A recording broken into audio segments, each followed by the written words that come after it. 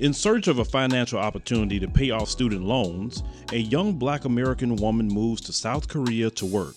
As the author, Bootsy W. recalls culture shock and fun adventures in a country far from home, she's also faced with anti-Black racism and featureism, quickly learning that white supremacy is practiced not only by whites, but by those that are categorized as people of color.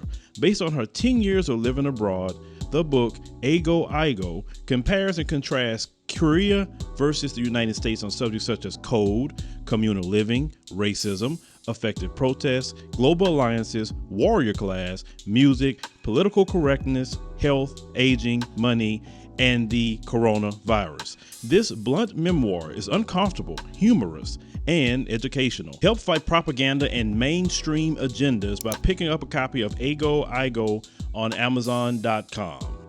You know, part of the reason why we have the name African Diaspora News Channel is to cover what happens to Black people throughout the world. And, you know, part of that, mission is to expose also, we dealing with the same problems when it comes to the system of white supremacy, no matter where you live. And in this particular story, it comes out of Auckland, New Zealand. Now, you have a 12-year-old little girl that was dealing with a lot of anti-Black racism, and she's set to launch, a web series for children and parents to tell their stories about bullying and anti-Black racism in the school system in New Zealand. So the little young sister is named Sahara Magura. They said she attends Rotorua primary school, and she's a Zimbabwean and Samoan descent. They say she said she suffered racial slurs ever since she was in preschool. She said she was told by both her mom, because they use the word mom over there instead of mom, and dad, that when I was 2, I was called the N-word at my kindergarten by another kid. Let me tell you something. I told you this many, many times before, that they make sure some of the first words they teach their children is that word. Now, I'm not saying they're actively sitting down with them and tell them, hey, say this word, but they say that word so much in their home. That's one of the first words their kids learn, because that's how they relate to and talk about us as Black people. I mean, like I said, they very, very obsessive about Black folk. We don't be in their house like that, but they sure be talking about us in their house. So she says that parents and schools need to be more educated, the little young sister said, about such issues so they can help, their children with them. Well, the issue, young sister, if you see this video, is that it's being taught in the homes. You can't help your child if you're teaching it to them. Your children wouldn't grow up saying that those sort of things or acting that way toward other Black children if they weren't taught to be this way toward Black people. So she said, even though parents may teach their children the word, she continues to say, said they did have the option to say it to people, of color at the time, she says, or not. So they choose to say it to me, of course, because anti-Black racism is taught in the household. Even in New Zealand. Like I said, anywhere they're running and controlling is white supremacy, young sister. I need you to understand that. Now, she said that she recently called the N-word, by a friend after she tripped and fell over. That person's not a friend if they call you that. She said, I felt quite hurt. She said, it made me feel like I'm their target. She said another instance she recalled being asked by a classmate if she could use a Black felt tip pen. When they replied, you already got enough Black on your skin. You understand? And you always want to say, oh, it's just America. America's the most racist country. No. Your whole white supremacist Western system is the same. It's the same. She says that she had broke down following the incident. It says, Sahara says schools should have a program every single year to talk to all students and all new students about racism. She said, I'm perfect. He said, at my school, he said, I've asked the principal if I can talk to the whole school about racism and using the N-word.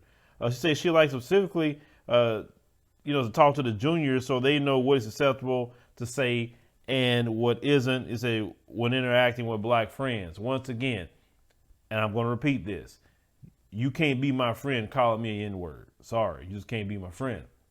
If you hang around people that uses the N-word, you can't be my friend. I don't need that kind of friend.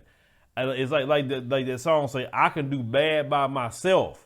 I don't need no help. You understand what I'm saying? And that's the truth. Most black folks will tell you that. I don't need you. I'm good. I don't need that kind of friend, because if you got that kind of friend, what about your enemies? You understand what I'm saying? And let me tell you something else, young sister. You could talk to them till you're blue in the face. You're 12, so I'm just trying to, if you see this video, you could talk to them till you're blue in the face. You can give them all the programs you want. You can give them all kind of bias training. You could teach them about, whatever you want to teach them. And when they get out of there, they still gonna go home and call you the N-word. You understand? That I'm just letting you know. I understand it. But our children who's going through, racialized psychological terrorism, okay? Because it is psychological terrorism to be doing this to black children. This is why I'm a firm believer of black children need to be in schools with other black people in a white supremacist system, because your children are going to go through that. They are, if you have them in those environments. So she says, as the oldest African at my school, she said, it's kind of, my job to speak out to the juniors or the principal about it. No. Let me tell you something. Throughout the world, it is not our job to teach them about something they created. It is not our job to teach them to treat us a certain way. It's not our job. So you have to be the victim of anti-black racism or anti-African racism, right? You got to be the victim of that, and you got to teach your victimizer how to treat you. Come on. No. I say this before and I say it again. I'll teach them about anti-black racism. I'll teach them how they can be better and not do that. But you know what? That's going to cost. It's going to cost. Like I said, I'll give you 2 hours of my time. I'll give it to you. I'll teach for 1 hour. I'll give you 1 hour Q&A. And I need $200 from each and every last one of you that's going to the class with a minimum of 25. I sure will. Because so if I got to teach you out of my time, then you're going to pay me. It's just that simple. I am not doing nothing for them at all for free. Hell no. We work for free for them enough. They got hundreds and hundreds of years of free labor out of black folk. I ain't giving them a day of mine. So don't you give them a day of yours. I understand. Listen, trust me, she's young, so I get it. I'm not beating up on her. But what I'm trying to say is I like younger people to come to the realization at a little bit younger age if they can. I mean, you can't reform white supremacy. You can't. There's nothing to reform. White supremacy in itself is built on anti-black racism. It's built on it.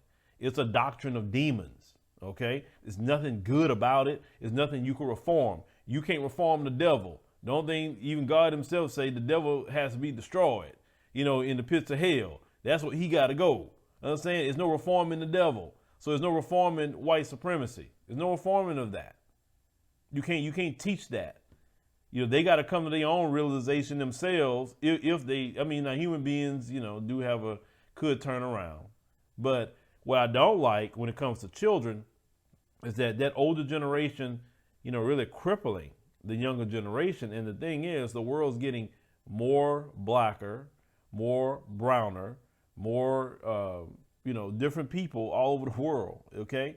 And they're already a global minority, and they're decreasing more and more and more. So it's not going to be too good for them to maintain that in the future. It's probably going to be pretty bad.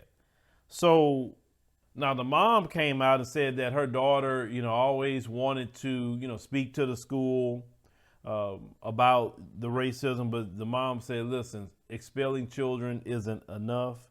It said before she even said anything, I could tell something was up because she'll come home crying. It said, why can't I be lighter? Why can't I have hair like you? Okay, because the mom is obviously Samoan, okay? And she said that she was fuming mad about it. She says that she usually, cry about it just as a parent. So it's sad that child felt that way. But we all have dealt with that growing up. I remember at one point in time, I felt like that when I was a kid. Why can't I be lighter? Or even at one point in time, it would be better. I wish I was a white person because I would be enduring all these issues and problems. And I look back on that now, I can't believe I even said something like that, but I do understand it. because you go through a lot of, anti-black racism, and it don't stop. And, that's hard to deal with, for a child. This is why we as black parents must prepare our children early to what we deal with, and make sure they have that heart of a revolutionary early. Make sure that you make them proud of who they are and love, their skin and their hair and their lips and their culture and everything about themselves. And don't let them have no doubt at all about who they are as black people. You got to do that, period. You have to. Or your child's going to be enduring that. Don't allow that colorism to come in. Don't allow featureism to come in. None of that mess that go on in this wicked system. You got to prepare your children, even to prepare your children for those wicked, children that they're going to be around too. And teach them how to retort, when being called the N-word. Okay? I always tell children, don't let nobody call you that. Don't even accept that.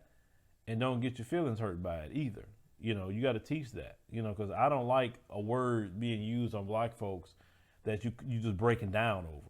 You understand? If they call you the N-word or whatever, don't answer to it. Number two, I say, who you talking to, your mama? I say, your mama, that word. That's what I would say back to them. I say something crazy to them. I say, that word is related to you, not me. Like I say, I'm not you. And of course, I can go down a whole list of things that you could say to respond back to them and really get them in their feelings. But I'm not going to do that in this video because, we have a lot of ear hustlers and eye watchers that don't say nothing here. So that's fine. But like I said, they don't want to go that route with me because I grew up roasting. And I guarantee you, I have them want to fight me before they finish using that N-word on me. But anyway, so the principal of the school said, of course, they take accusations of bullying very seriously. It's not bullying, it's anti-black racism, okay? Don't relate it to bullying, because bullying means anybody endure that. No, only, black people are enduring anti-black racism. You're not going to relate it and call it bullying whatsoever. They said that they regret it got to that point. They said, but the principal said, I can reassure you that we treat all matters very seriously, like they all say. They say, we have another tools given to me by the ministry in accordance with disciplining individuals based on their behavior. Bullying is not something that we will sweep underneath the rug. Once again, it's not even about disciplining the children. It's about bringing those parents up there and saying, listen, where'd that kid get this word from? Where'd he get it from? You taught it to him? You got to, if you're serious about it, you have to embarrass them. Now, either they'll be indignant and say, and lie and say, I didn't teach you. I don't know where they get the word from. Or, they can double down and say, this is how we feel about those people and X, Y, Z. And then maybe you can handle that accordingly. Say, well, if your kid going to use that word here, then they can't come here no more, But usually you got to embarrass them. That's usually what you got to do. I notice public shame and embarrassment works a little bit, on them. They don't really like that heat. So brothers and sisters in New Zealand, those of you who are watching, because we do have people watching in New Zealand, the show, don't let your children be victims of anti-black racism and white supremacy. Don't allow that.